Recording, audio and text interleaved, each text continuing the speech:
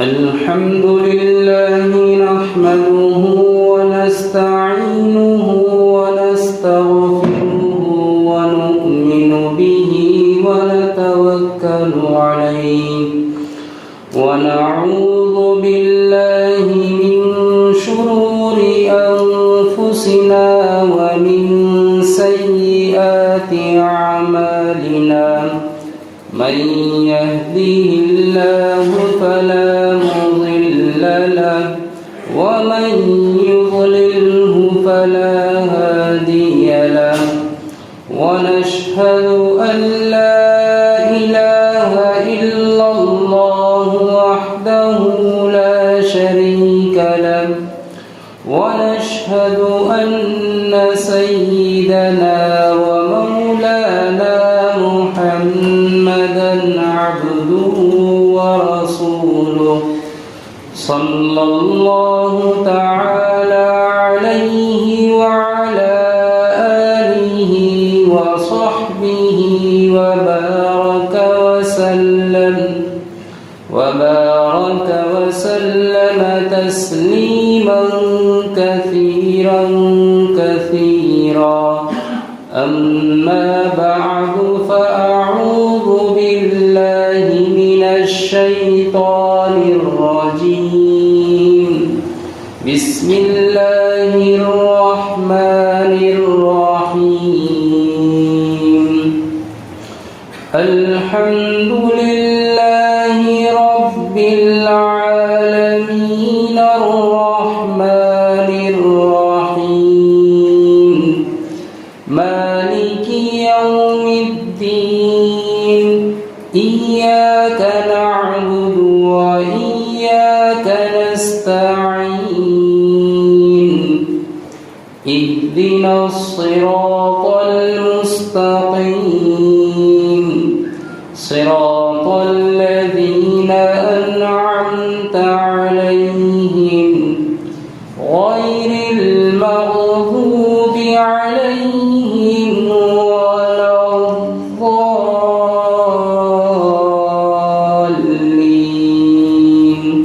صدق الله مولانا العلي العظيم وصدق رسوله النبي الكريم ونحن على ذلك من الشاهدين والشاكرين والحمد لله رب العالمين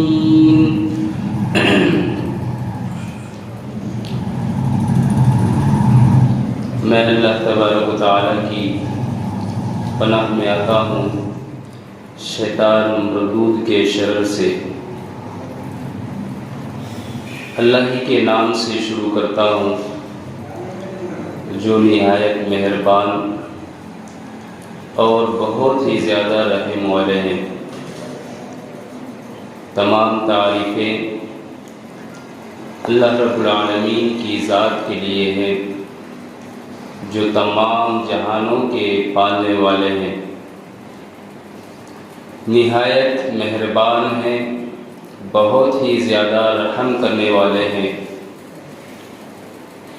بدلے کے دن یعنی روز جزا یعنی قیامت کے دن کے مالک ہیں۔ ہم آپ ہی کی عبادت کرتے ہیں اور آپ ہی سے مدد مانگتے ہیں۔ اے اللہ ہمیں سیدھے راستے کی ہدایت فرما، رہنمائی فرما۔ ان لوگوں کا راستہ جن پر آپ نے انعام فرمایا، نہ کہ ان لوگوں کا راستہ جن پر آپ کا غضب نازل ہوا، اور نہ ان لوگوں کا راستہ جو راہ سے بے راہ ہو گئے یعنی گمراہ ہو گئے۔ یہ سورۃ الفاتحہ ہے۔ یہ سورت قرآن کریم کی ترتیب کے اعتبار سے پہلی سورت ہے،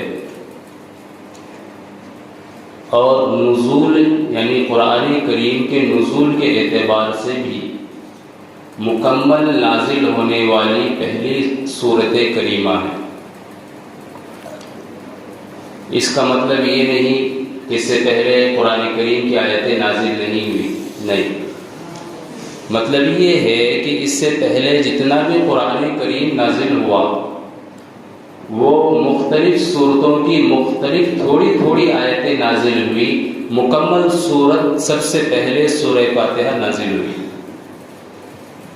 چنانچہ اس سے پہلے جو آیت نازل ہوئی سورہ اقرا کی 5 آیتیں، اقرا بسم ربک الذی خلق، پھر اس کے بعد وحی کے درمیان 2 سے زائد سال کا عرصہ وحی بند رہی۔ اللہ کے رسول پر ان 5 آیات کے بعد تقریباً مفسرین نے لکھا ہے کہ 2.5 سے 3 سال کے درمیان کا وقفہ وہ بند رہا، وحی اس کے اندر نہیں آئی۔ اور پھر اس کے بعد جب دوبارہ وحی نازل ہونا شروع ہوئی تو سورہ مدثر کی آیات نازل ہوئی، چند آیتیں، یا ایھا المدثر قم فانذر وربک فکبر وثیابک فطہر۔ پھر اس کے بعد سورہ مزمل کی آیات نازل ہوئی، پھر اس کے بعد جو ہے سورہ فاتحہ مکمل یہ 7 آیات نازل ہوئی۔ اس اعتبار سے یہ مکمل نازل ہونے والی پہلی سورت ہے، اگرچہ کہ تھوڑی تھوڑی آیتیں پہلے نازل ہوئی تھی۔ تو اس اعتبار سے اگر دیکھا جائے تو سورۃ الفاتحہ مکی سورت ہے۔ ایک بات ذہن میں رکھیے کہ سورتوں کے شروع میں یہ جو مکی اور مدنی ہے، اس کا کیا مطلب ہے؟ ہمارے عام سے ذہن میں یہ ہے کہ بھئی یہ سورت مکہ میں نازل ہوئی اس لیے مکی ہے، وہ سورت مدینہ کے اندر نازل ہوئی اس لیے مدنی ہے۔ ایسا نہیں ہے۔ اس کے لیے ہجرت سے پہلے، مدینہ کی طرف ہجرت کرنے سے پہلے قرآن کریم کی جتنی بھی آیات نازل ہوئی وہ سب کی سب مکی ہیں، اور ہجرت کے بعد جتنی بھی آیات نازل ہوئی وہ سب کی سب مدنی ہیں۔ فرق کہاں ہوا؟ اللہ کے رسول نے ہجرت فرمائی، پھر اس کے بعد آپ فتح مکہ کے لیے آئے، حجۃ الوداع میں آئے، اسی طریقے سے صلح حدیبیہ میں عمرہ حدیبیہ کے لیے آئے، تو یہ ہجرت کے بعد آئے، لیکن آیات نازل کہاں ہوئی؟ مکہ کے علاقے میں نازل ہوئی۔ حدیبیہ مکہ سے قریب ہے، فتح مکہ میں آپ مکہ المکرمہ کے اندر موجود تھے، حجۃ الوداع میں بھی موجود تھے، لیکن ہجرت کے بعد تھے، اس لیے یہ آیات اگرچہ مکہ کے اندر نازل ہوئی ہیں، حج کے موقع پر، فتح مکہ کے موقع پر، عمرہ قضا اور صلح حدیبیہ کے موقع پر، اگرچہ کہ یہ علاقہ مکہ المکرمہ کا ہے لیکن یہ آیات مدنی کہلاتی ہے۔ اس لیے یہ بات ذہن میں رکھیں۔ بعض مفسرین نے اس سورت کو سورۃ الفاتحہ مدنی بھی کہا ہے، اور اس کی وجہ بیان فرمائی ہے کہ یہ سورت ایک مرتبہ مکہ المکرمہ میں نازل ہوئی ہجرت سے پہلے، اور ایک مرتبہ مدینہ المنورہ میں نازل ہوئی۔ بعض علماء نے یہ کہا ہے کہ اس کی چند آیات مکہ المکرمہ کے اندر نازل ہوئی اور چند آیات مدینہ کے اندر نازل ہوئی، لیکن یہ سب باتیں اگر دیکھی جائے تو تفسیر سے متعلق نہیں ہیں، اس لیے بالاتفاق یہ سورت مکی ہے اور مکہ المکرمہ میں ہجرت سے پہلے نازل ہوئی ہے۔ اب رہ گئی بات جو میں نے پچھلے ہفتے میں کہی تھی کہ اس کے پہلے بسم اللہ الرحمن الرحیم لکھا ہوا ہے۔ اللہ کے رسول صلی اللہ علیہ وسلم نے بسم اللہ کی بڑی عجیب برکتیں بتائی ہیں۔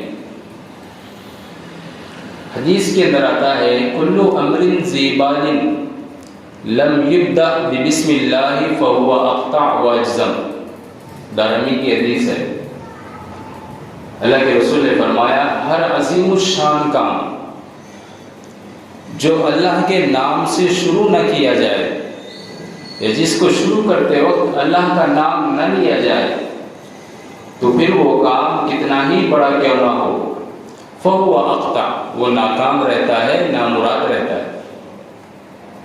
دم کٹا ہوا جانور جیسے بھونڈا لگتا ہے ایسے ہی یہ کام بھی بھونڈا لگے گا۔ اسی لیے شریعت کے اندر بات جہاں بسم اللہ کی آتی ہے تو اگر آپ پوری شریعت کا خلاصہ دیکھیں گے تو آپ گھر میں داخل ہوں گے تو شریعت نے حکم دیا ہے کہ بسم اللہ کہہ کر داخل ہوں۔ آپ دروازہ بند کریں، بسم اللہ کہہ کر بند کریں، چراغ گل کریں، لائٹ بند کریں، بسم اللہ کہہ کر بند کریں، کھانا شروع کریں، بسم اللہ پڑھ کر شروع کریں۔ اللہ کے رسول صلی اللہ علیہ وسلم کی روایات میں ایک بڑی عجیب بات ملتی ہے۔ اللہ کے رسول صلی اللہ علیہ وسلم صحابہ کے ساتھ دسترخوان پر بیٹھے ہوئے کھانا کھا رہے تھے۔ اب اس میں سے ایک صحابی نے بسم اللہ پڑھنا بھول گیا کھانے کی شروع میں۔ اب کھانا کھا رہے ہیں، آخر میں یہاں تک کہ پیٹ بھرنے کے قریب آ گیا اور آخر لقمہ انہیں یاد آیا کہ اوف میں تو بسم اللہ پڑھنا ہی بھول گیا، تو فوراً بسم اللہ و اولہ و آخرہ پڑھ لیا، درمیان میں پڑھنے کی دعا۔ تو اللہ کے رسول صلی اللہ علیہ وسلم نے تبسم فرمایا، مسکرایا۔ تو صحابی حیران رہ گئے، اللہ کے رسول آپ کیوں مسکرا رہے ہیں؟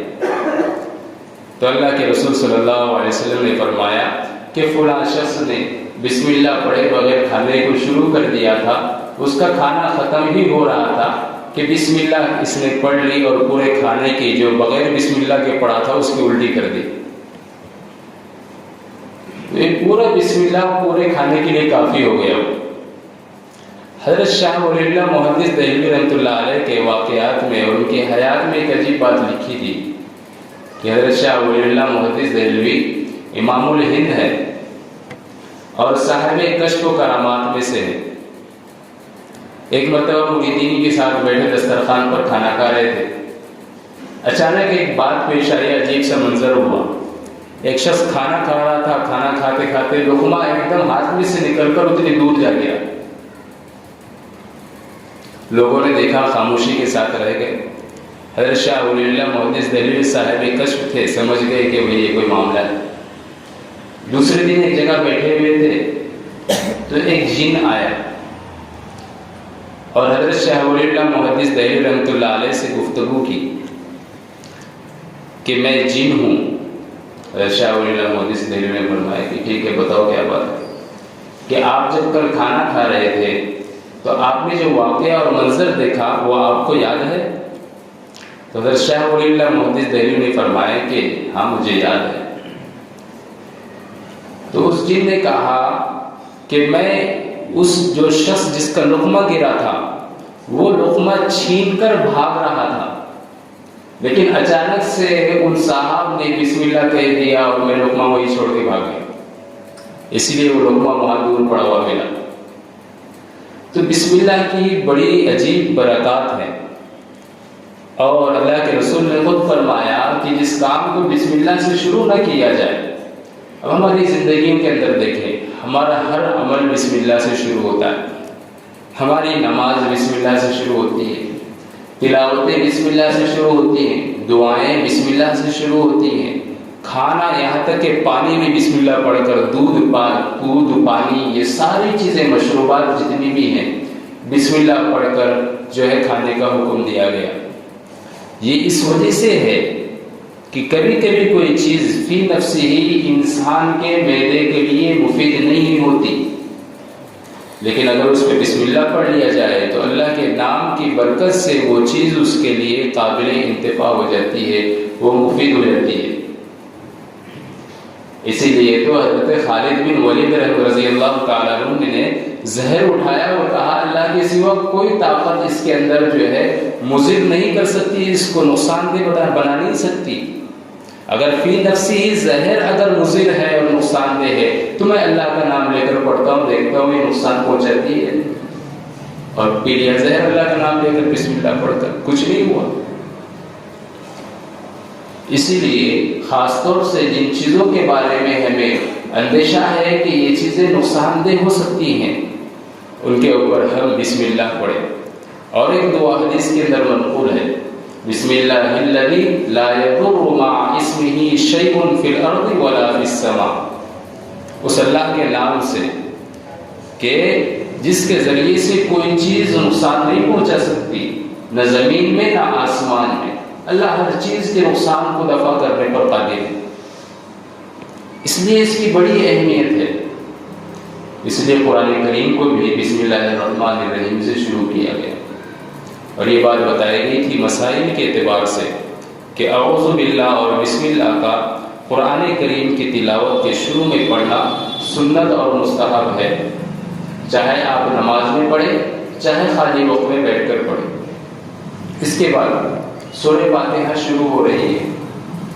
یہ سورت اتنی اہم ہے کہ اللہ کے رسول صلی اللہ علیہ وسلم نے ارشاد فرمایا لا صلاۃ لمن لم یقرأ بفاتحۃ الکتاب، بخاری شریف کی روایت، کہ اس شخص کی نماز ہی نہیں ہو سکتی جس نے قرآن کریم کی فاتحہ کو نہیں پڑھا۔ نماز ہی نہیں ہو سکتی جس نے قرآن کریم میں جو سورہ فاتحہ ہے اس کو نہیں پڑھا، اس کی نماز نہیں ہو سکتی۔ اسی وجہ سے فقہاء نے لکھا ہے کہ نماز کی ہر رکعت کے اندر سورہ فاتحہ کا پڑھنا واجب ہے، سورہ فاتحہ کا پڑھنا واجب ہے، اور نہیں پڑھا تو سجدے سو ہو جائے گا اس کے اوپر۔ نماز کیوں نہیں ہوگی؟ نماز ہوگی لیکن سجدے سو اس کے اوپر واجب ہو جائے گا۔ نماز اس لیے ہوگی کہ مقدار قرأت اس نے ادا کر لی ہے، قرآن کریم میں سے کہیں سے پڑھ لیا۔ یہ مسئلہ ذہن میں ہے۔ اور رہی بات اس کے مضامین اتنے اہم ہیں کہ فاتحہ کے معنی ہے کھولنا، اور یہ فتح سے آیا ہے۔ فتح کہتے ہیں کسی بھی چیز کا مقدمہ، آگے آنے والی چیز۔ یہ اگر دو فریقوں کے درمیان جنگ ہو جائے، دو بادشاہوں کے درمیان کسی شہر پر جنگ ہو جائے، تو جو فوج جنگ جیتتی ہے وہ کہتے ہیں کہ اس کو فتح مل گئی۔ تو فتح کا مطلب کامیابی نہیں، فتح کا مطلب یہ ہے کہ جو اس نے جنگ جیتی ہے اس شہر کے لیے، اس شہر کے دروازے اس کے لیے کھول دیے گئے۔ تو فاتحہ قرآن کریم کے مضامین کو کھولنے والی، اللہ نے جو ہدایت کی جو احکامات اور شریعت کی جو باتیں قرآن کریم کے اندر دستور اور رسول کے تحت ذکر کی ہیں، ان تمام مضامین کی پیشرو ہے، مقدمہ ہے۔ اس لیے سورہ فاتحہ کسی پارے کا حصہ نہیں ہے۔ اگر اس کو پہلے پارے میں رکھ دیا جاتا تو یہ کہتے ہیں کہ سورہ فاتحہ پہلے پارے کے اندر داخل ہے۔ قرآن کریم پوری کتاب کا مقدمہ ہے، مکمل قرآن کریم جو آگے آ رہا ہے وہ اس کے لیے مقدمہ ہے۔ پورے مضامین قرآن کریم کے مجمل طور پر یعنی اکٹھے طور پر سورہ فاتحہ کے اندر ذکر کیے گئے۔ کیسے؟ دیکھیے، اسلام کے بنیادی عقائد تین ہیں۔ توحید، اللہ تبارک و تعالیٰ کی ذات اور اس کی توحید اور اللہ کے ایک ہونے کا یقین۔ دوسری بات آخرت، عقیدہ آخرت، کہ یہ جو دنیا ہے اس میں جو زندگی گزار رہا ہے انسان، یہاں وقتی طور پر اس کو رہنا ہے، جیسے اس دنیا میں آنے سے پہلے وہ نہیں تھا، اسی طریقے سے اس دنیا سے جانے کے بعد بھی وہ نہیں رہے گا۔ لیکن ایک وقت آئے گا کہ اللہ تبارک و تعالی حضرت آدم سے لے کر آخری انسان جو اس دنیا میں رہے گا وہاں تک کے تمام لوگوں کو ایک آواز یعنی سور پھونکنے پر اپنی قبروں سے اکھاڑیں گے، اور یہ سب کے سب جو ہے میدان محشر کی طرف دوڑ پڑیں گے۔ پھر وہاں جو زندگی یہاں اس نے گزاری ہے، عبادات، معاملات، معاشرات، اخلاق، سارے اعمال، لمحے لمحے کا، پل پل کا، ذرے ذرے کا حساب اللہ تبارک و تعالیٰ کے سامنے اس کو دینا ہے۔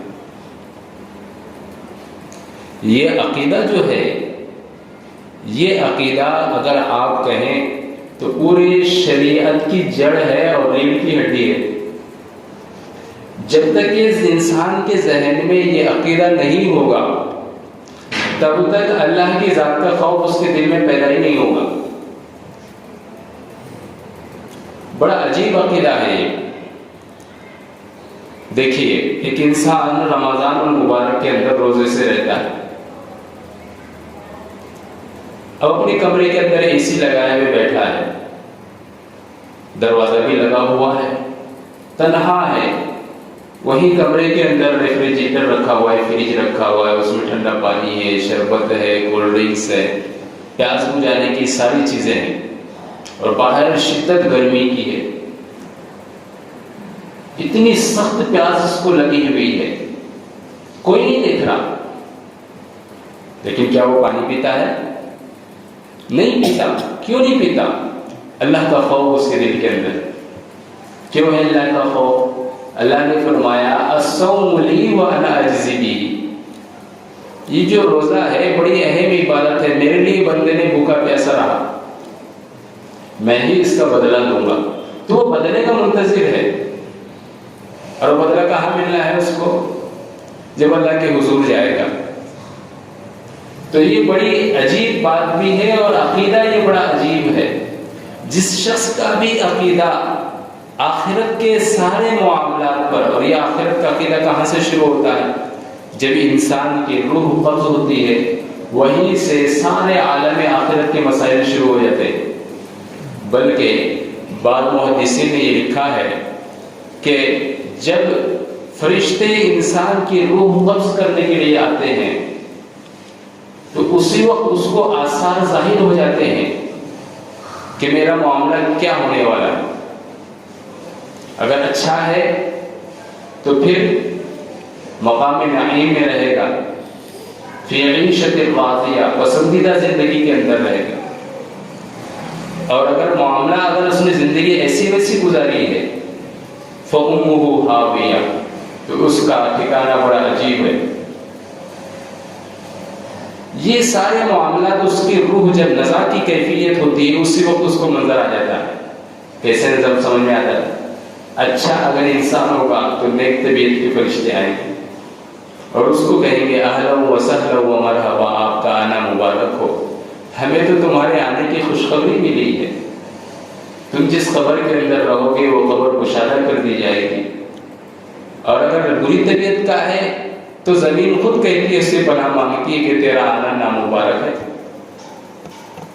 تو ڈراؤنے قسم کے فرشتے اس کے پاس ہاتھ میں گرز لیے ہوئے آتے ہیں۔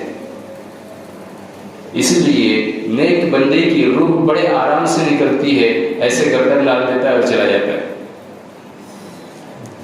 اور جو گنہگار ہوتا ہے، فاسق ہوتا ہے، کافر ہوتا ہے، اس کی روح بڑی تکلیفوں اور شدتوں سے نکلتی، وہ تڑپتا رہتا ہے۔ اس لیے کبھی ان معاملات کے اوپر غور کر کے دیکھیں۔ اس لیے آخرت کے بنانے کی فکر ہمیں سب سے زیادہ ہونی چاہیے۔ اسلام کا سب سے مضبوط عقیدہ ہے۔ اس کے بعد اسلام کے بنیادی عقائد میں سے تیسرا عقیدہ ہے عقیدہ رسالت۔ یہ بات میں نے شروع میں کہی تھی جہاں قرآن کریم کی تاریخ بیان کی تھی کہ وحی کی ضرورت کیوں پیش آئی، اللہ نے اس کے لیے یہ انبیاء اور فرشتوں کا سلسلہ کیوں نازل فرمایا، یہ ساری تفصیلات کہ انبیاء علیہ السلام کو اللہ تبارک و تعالیٰ کی طرف سے جو پیغامات دیے جاتے ہیں وہ سارے پیغامات جو ہے بندوں کو شرعی قوانین کو سمجھانے اور ان پر لانے کے لیے دیے جاتے ہیں۔ اس کی تفصیل آگے پورے قرآن کریم کے اندر آئے گی۔ تو یہ تین بنیادی عقائد ہیں، توحید، رسالت، آخرت، یہ بنیادی عقائد ہیں، اور ان بنیادی عقائد کا بیان سورہ فاتحہ کے اندر ہے۔ اس لیے یہ پورے قرآن کریم بلکہ پوری شریعت کی جڑ ہے، اسی لیے اس کو ام القرآن بھی کہا گیا کہ پورے قرآن کی جڑ ہے، اساس القرآن بھی کہا گیا، پورے قرآن کریم کی جو ہے یہ بنیاد ہے۔ اور اس سورت کے اور بھی نام میں نے بتائے تھے، شافیہ ہے، رقیہ ہے، اور رقیہ اس اعتبار سے ہے کہ یہ آیات جو سورہ فاتحہ کے اندر ہیں یہ آیات شفا ہیں، یہ آیات شفا ہیں۔ قرآن کریم کی یہ جو صورت ہے مختصر ہے 7 آیتوں پر، لیکن بڑی جامع ہے مضمون کے اعتبار سے اور مؤثر ہے، یعنی اثر دینے والی ہے۔ بڑی ان آیات کے اندر اللہ نے برکات رکھی ہے۔ اللہ کے رسول صلی اللہ علیہ وسلم نے حضرت ابو سعید بن معلّہ رضی اللہ تعالیٰ عنہ کو آواز دی۔ وہ مسجد نبوی کے اندر تھے، نماز پڑھ رہے تھے، تو انہوں نے جواب نہیں دیا اس لیے کہ نماز پڑھ رہے تھے۔ اللہ کے رسول صلی اللہ علیہ وسلم 2 بار آواز دی، جواب نہیں دیا۔ وہ کہتے ہیں کہ پتہ نہیں اللہ کے رسول کیوں پکارے، میرے دل میں خیال آیا اور میں نے نماز ہلکی کر دی، جلدی سے کم کی اور لبیک یا رسول اللہ کہتے ہوئے پہنچے۔ تو اللہ کے رسول نے کہا کہ ابو سعید کہاں تھے، میں کب سے بلا رہا ہوں؟ تو انہوں نے کہا یا رسول اللہ کنت فی الصلاۃ، میں نماز میں تھا۔ تو اللہ کے رسول نے کہا کیا تم نے سنا نہیں اللہ نے کیا کہا ہے؟ یا ایھا الذین آمنوا استجیبوا للہ وللرسول اذا دعاکم لما یحییکم، کہ ایمان والو جب تمہیں اللہ اور اللہ کا رسول پکارے تو فوراً لبیک کہو۔ تم نے سنا نہیں؟ کہ بلا یا رسول اللہ، معافی چاہتے ہیں، ہاں بالکل سنا ہے۔ تو اللہ کے رسول نے فرمایا سنو ابو سعید، کیا میں تمہیں ایسی صورت نہ سناؤں؟ لم انزل مثل فی هذا الفرقان ولا فی التوراۃ ولا فی الانجیل ولا فی الزبور ولا فی القرآن مثلها، کیا میں تمہیں ایسی صورت کی تعلیم نہ دوں جو نہ تو تورات کے اندر نازل ہوئی ہے، نہ زبور کے اندر آئی ہے، نہ انجیل کے اندر، اور نہ قرآن کریم کے اندر اس جیسی کوئی دوسری صورت ہے؟ تو نے کہا کہ اللہ کے رسول کیوں نہیں؟ تو کہتے ہیں ابو سعید کہ میں آہستہ آہستہ اللہ کے رسول کے پاس، تاکہ مجھے جو باتیں بتانے والے ہیں، صورت سنانے والے ہیں، میں آہستہ سے اللہ کے رسول کے پیچھے چلنے لگا، یہاں تک کہ مسجد نبوی کا دروازہ آ گیا اور اللہ کے رسول باہر جانے کی تیاری کرنے لگے۔ میں نے یاد دلایا اللہ کے رسول آپ نے کہا تھا کہ آپ ایسی صورت سکھائیں گے جو پہلے کی کتابوں میں اور نہ قرآن کریم میں نازل ہوئی ہے۔ تو اللہ کے رسول نے کہا وہ سورت الفاتحہ ہے، کہ اس جیسی صورت نہ قرآن کریم میں ہے نہ سابقہ کتابوں کے اندر اس کا مضمون آیا ہے۔ وَلَقَدْ آتَيْنَاكَ سَبْعًا مِنَ الْمَثَانِي، اللہ نے قرآن کریم کے اندر سورہ فاتحہ کی جو آیات ہیں ان کو بار بار دہرانے کا حکم دیا ہے۔ 7 من المثانی، بار بار پڑھے جانے والی آیات۔ مفسرین اس کی تفسیر یوں کرتے ہیں کہ چونکہ سورہ فاتحہ کو ہر نماز میں ہر رکعت میں بار بار پڑھا جاتا ہے، اس لیے یہ دہرائی جانے والی آیات ہیں۔ یہ آیات شفا کیسی ہے؟ حضرت ابو سعید خدری رضی اللہ تعالیٰ عنہ کا واقعہ امام مسلم رحمۃ اللہ علیہ نے ذکر کیا۔ حضرت ابو سعید خدری رضی اللہ تعالیٰ عنہ کہتے ہیں کہ میں چند ساتھیوں کے ساتھ سفر میں چل رہا تھا، تو اچانک ایک جگہ ہم نے پڑاؤ ڈالا اور وہاں پر قیام کی غرض سے رک گئے۔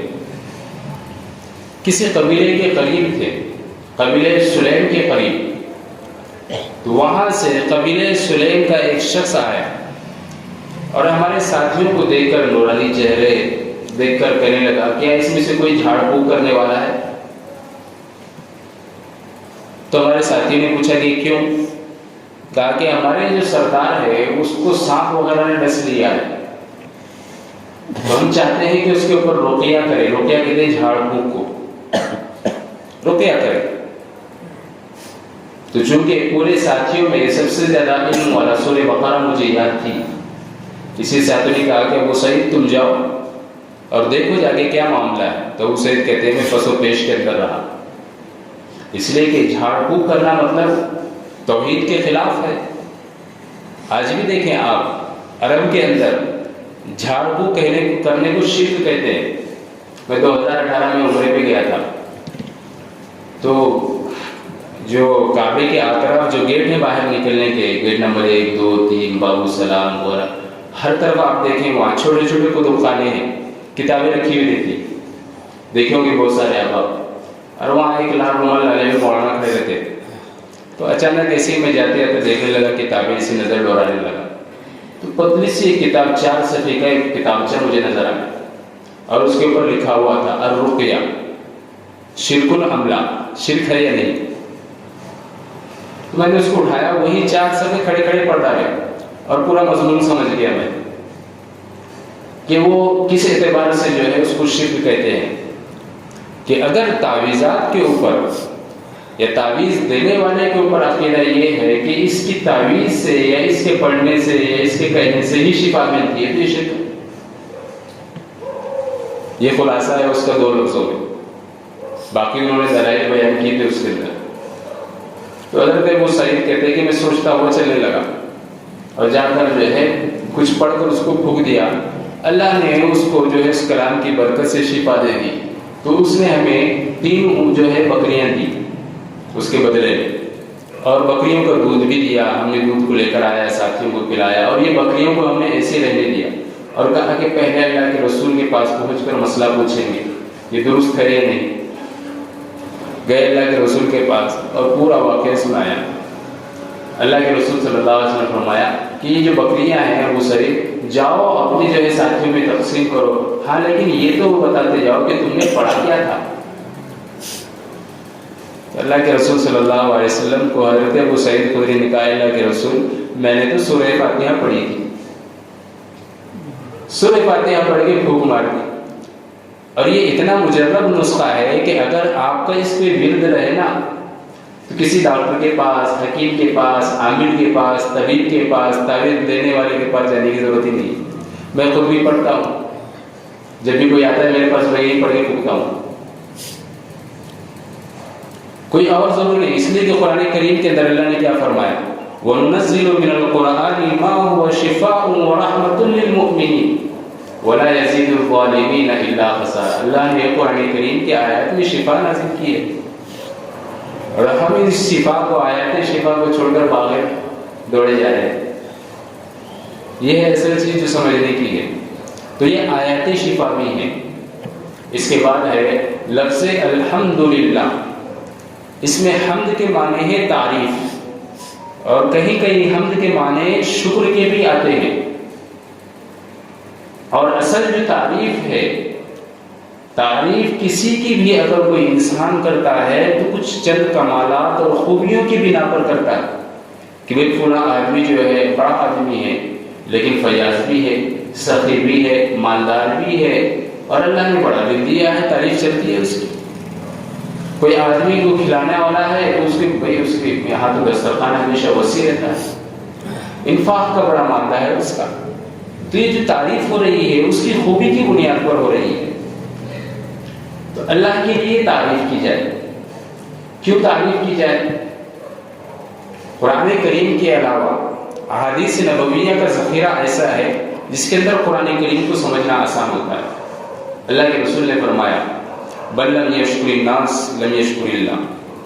جو لوگوں کا شکر ادا نہیں کرتا وہ اللہ کا بھی شکر ادا نہیں کر سکتا.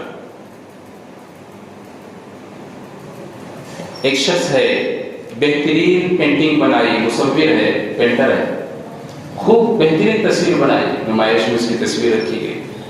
لوگ جو بھی آ رہے ہیں دیکھ رہے ہیں، خوب تعریفیں کر رہے ہیں اس کی.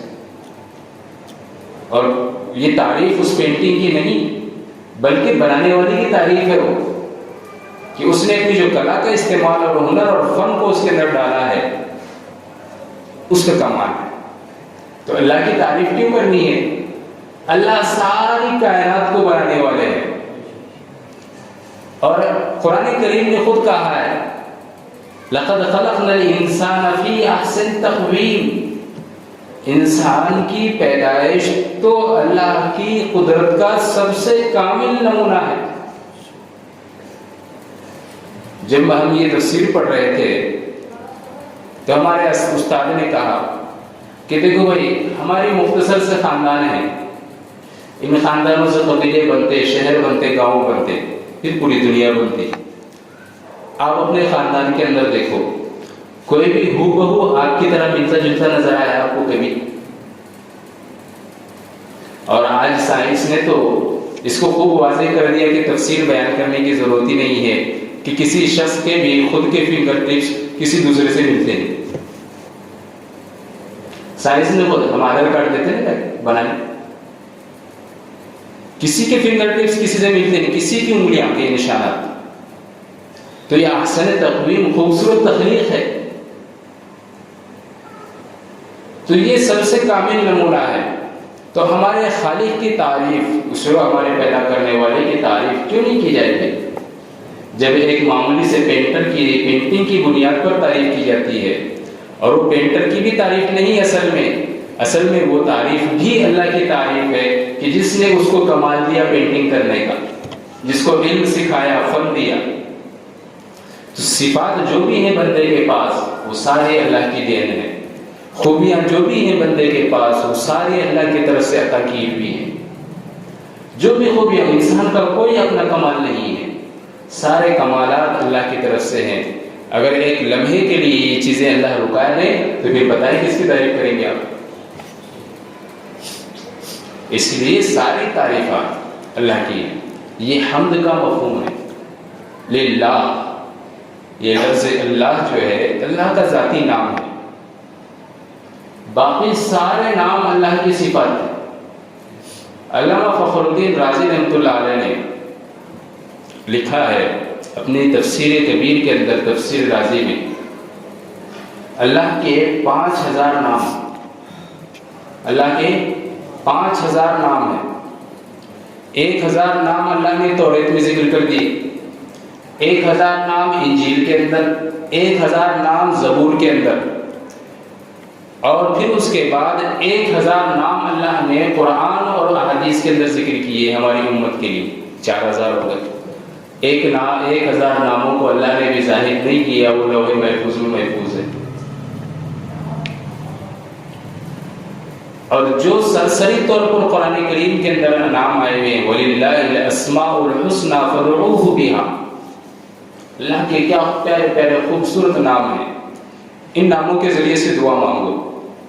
اسی لیے مفسرین نے کہا ہے کہ یہ لفظ اللہ جو ہے یہ اسم اعظمی ہے، جب اس نام سے دعا کی جاتی ہے تو دعائیں قبول ہونی ہی ہونی ہے، اسم اعظم ہے۔ اب اللہ کی ذات کا نام ہے اللہ، علم للذات الواجب الوجود المستجمع لجميع صفات الکمال۔ اللہ نام ہے اس ذات کا جو ہمیشہ سے ہے اور ہمیشہ رہنے والی ہے، واجب الوجود ہے، ازل سے ہے، ابد تک رہے گی، قدیم ہے، کبھی ختم نہیں ہوگی۔ اللہ کی ذات حی لا یموت، ہمیشہ زندہ رہنے والا ہے، کبھی اس کے پر موت نہیں آئے گی۔ قیوم قائم ہے، لا یفنی، کبھی فنا ہونے والا نہیں ہے۔ المستجمع لجمیع الکمال، ایسی وہ صفات جو لگتا ہے ایسا کہ کسی انسان کے بس میں نہیں ہے۔ کمالات کی جتنی بھی صفات ہیں وہ سب کی سب اللہ کی ہستی کے اندر ہے، کوئی غیر ضروری صفت اللہ کی ذات میں موجود نہیں ہے۔ یہ ہے اللہ کی پوری تعریف اس ذات۔ جب اس طریقے سے اللہ کی ذات کا استحضار ہوگا کہ جو کچھ بھی ہو رہا ہے یہ سارا کا سارا اللہ کے بنائے ہوئے نظام کی بنیاد پر ہو رہا ہے، تو پھر عبادات میں لذت اور سرور آنے لگے گا۔ بندہ بیٹھے بیٹھے اللہ کا استحضار کرے گا، اپنے دل میں موجود پائے گا۔ یہ ہے حقیقی اللہ کی تعریف اور حقیقی اللہ کی حقیقت کو سمجھنا۔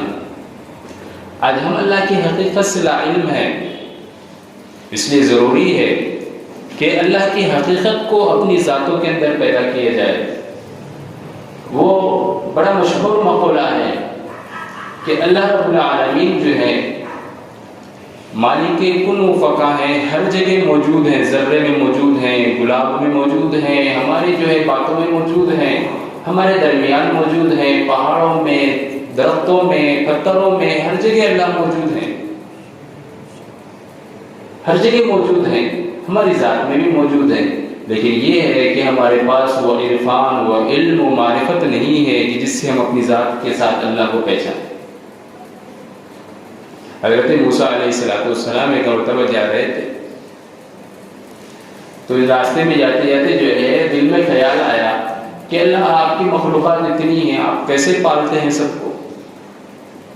کو کیسے پالتے ہیں آپ؟ ذرا آپ اپنی صفت کا اظہار تو بتائیے میرے سامنے۔ یہ خیال آیا، فرمایا موسیٰ کیا سوچ رہے ہو؟ اللہ ایسے سوچ رہا ہوں بولے وہ لاٹھی ہے نا تمہارے ہاتھ میں عصا، وہ سامنے جو پتھر چھوٹا سا پتھر کا ٹکڑا رکھا ہوا چٹان نامی ایک چھوٹا سا پتھر تھا چٹان، کاغذ پہ مارو، ایک لاٹھی ماری پتھر چیر گیا، دوسری مرتبہ مارا پتھر تھوڑا سا اور چیر کھایا، تیسری مارتی پتھر کے 2 ٹکڑے ہو گئے اور درمیان میں سے کیڑا نکلا ہوا ہے اور اس کے منہ میں ہرا پتا ہے اور وہ اپنے رب کی تعریف کر رہا ہے، سبحان من یرانی، کہہ رہا ہے کہ بڑی پاک ذات ہے اللہ کی جو مجھے دیکھتا رہتا ہے، وَيَعْرِفُ مَكَانِي، اور جو مجھے جو ہے میرے مکان کو میرے مقام کو پہچانتا ہے کہ میں کہاں ہوں، میری جگہ کو پہچانتا ہے، وَيَرْزُقَانِي وَلَا يَنْسَانِي، اور مجھے رزق بھی دیتا ہے، مجھے بھولتا نہیں کبھی، یہ ہے اللہ کی ذات۔ تو اللہ ہمارے ساتھ بھی ایسے ہی معاملہ کر رہے ہیں، تو لیکن ہم کیا ہے ذرا ناشکر بندے ہیں، جو چیزیں ہماری آرزوؤں اور تمناؤں کے اندر ہیں وہ چیزیں مل جائیں تو پھر یہ بہتر نہیں ملی سوچ کر ناشکراپن کرتے کہ یہ تو ارے 19 مل گیا، تھوڑا اور اس سے اچھا ملنا چاہیے، تو یہ ناشکراپن۔ اور جو چیزیں ہمارے حق میں حاصل نہیں ہوئی اور امید ہے تو اس کے بارے میں گوبری باتیں کرتے رہتے ہیں، ناشکراپن کرتے رہتے ہیں۔ قرآن کریم کے اندر اللہ نے فرمایا لئن شکرتم لأزیدنکم ولئن کفرتم ان عذابی لشدید، اگر تم میرا شکر ادا کرو گے وہ نعمتوں پر جو تمہیں حاصل ہیں، وہ نعمتیں جنہیں تمہیں حاصل نہیں ہیں ان پر بھی شکر ادا کرو تو میں نعمتیں زیادہ کروں گا، اور اگر نعمتوں کا ناشکراپن کیا، ناقدری کی، تو پھر میرا عذاب بڑا سخت ہے، جو دیا گیا ہے وہ بھی چھین لیا جاتا ہے۔ اس لیے نعمت چاہے تھوڑی سی ہی کیوں نہ حاصل ہو، اس کے اوپر اللہ کا ہر پل شکر ادا کرنا چاہیے۔ اللہ تبارک و تعالی ہم تمام کے اوپر اپنی نعمتوں کو برابر نازل فرماتے رہے اور پوری نعمتوں کی تکمیل فرمائے، اور ان نعمتوں پر اس سے زیادہ بڑھ کر شکر ادا کرنے کی توفیق عطا فرمائے۔ وآخر دعوانا الحمدللہ رب العالمین۔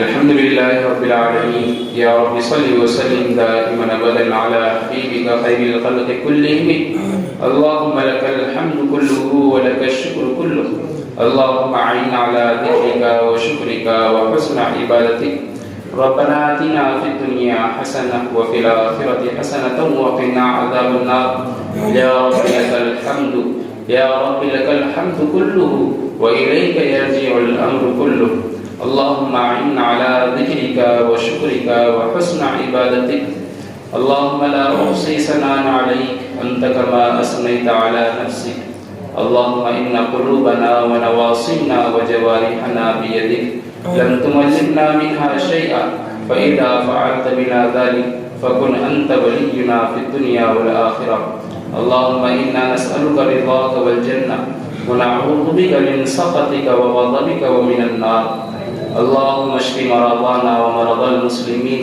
واغفر لموتانا وموتى المسلمين، اللهم اشف والدينا وارحم والدينا واغفر لنا، أنت مولانا فانصرنا على القوم الكافرين، اللهم إنا نسألك علما نافعا وعملا متقبلا وقلبا خاشعا ورزقا طيبا وشفاء من كل داء، اللهم نفر قلوبنا بالقرآن وزين أخلاقنا بالقرآن وادخلنا في الجنة بالقرآن وأخرجنا من النار بالقرآن، ربنا وتقبل دعاء إنك أنت السميع العليم وتب علينا إنك أنت التواب الرحيم، وصلى الله على النبي الكريم برحمتك يا أرحم الراحمين۔